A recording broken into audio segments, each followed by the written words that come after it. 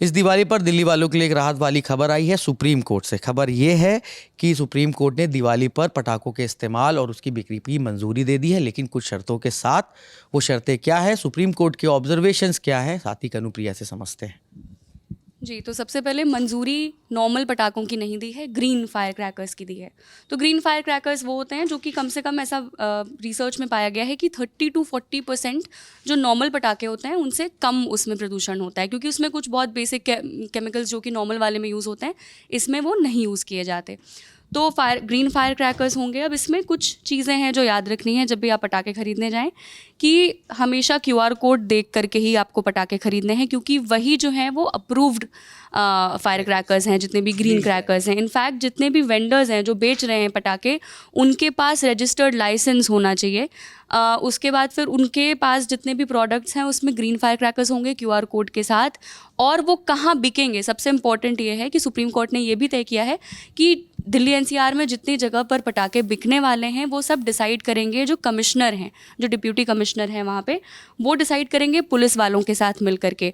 और 18 से 21 तारीख तक पटाखे बेचे जाएंगे और ख़रीदे जाएंगे और जलाए जाएंगे। इन 4 दिन की छूट है। और इस छूट में ये भी है कि आपको वहीं से पटाखे खरीदने हैं जहाँ पे कि ये परमिशन उनको दिया गया है। उसके अलावा कहीं भी वो नहीं मिलेंगे। अगर इन रूल्स का वायलेशन करते हुए कोई भी पकड़ा जाता है तो उनका लाइसेंस छीना जा सकता है, वो तो है ही, लेकिन अगर मामला बहुत गंभीर है तो उसके हिसाब से फिर सज़ा भी और भी तय की जा सकती है। इनफैक्ट पेट्रोलिंग भी करेंगे, पुलिस के कुछ ग्रुप्स होंगे जो अलग अलग जगह पर जा कर के पेट्रोलिंग करेंगे, निगरानी करेंगे कि सब कुछ जो सुप्रीम कोर्ट के ऑर्डर, जो आज ऑर्डर आया है उसके हिसाब से वो चल रहा है कि नहीं। कनु, ये जो बैन है ये तो कई साल पहले से लगा है, तो अब ये दिख रहा है कि इस बैन में लीनियंसी थोड़ी दिखाई गई। तो इसमें ये मामला था कि 2018 में सबसे पहले देखा गया था कि एक ब्लैंकेट बैन लगाया गया था कि पटाखे तो नहीं जलाए जाएंगे।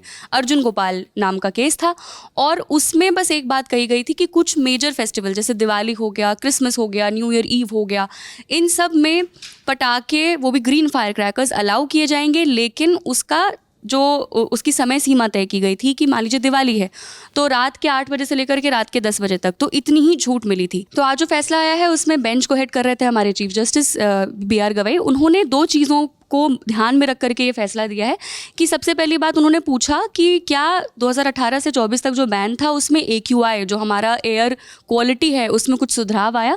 सामने से तुषार मेहता जो हमारे सॉलिसिटर जनरल हैं, उन्होंने बोला कि कुछ खास सुधार नहीं देखा गया, लेकिन खास सुधार देखा था कोविड के टाइम में, लेकिन पटाखों की वजह से कुछ खास इंप्रूवमेंट नहीं देखा गया।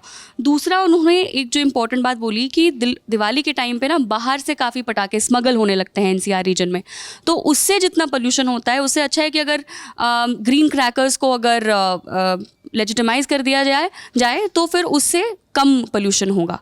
तो इन सब को देख करके ये फैसला दिया गया। तो दिवाली पर अगर आप आतिशबाजी करने की सोच रहे हैं तो उसकी सुरक्षा का भी ध्यान रखें और देश दुनिया की बड़ी खबरें जानने के लिए दी लल्लन टॉप के साथ बने रहिए। शुक्रिया।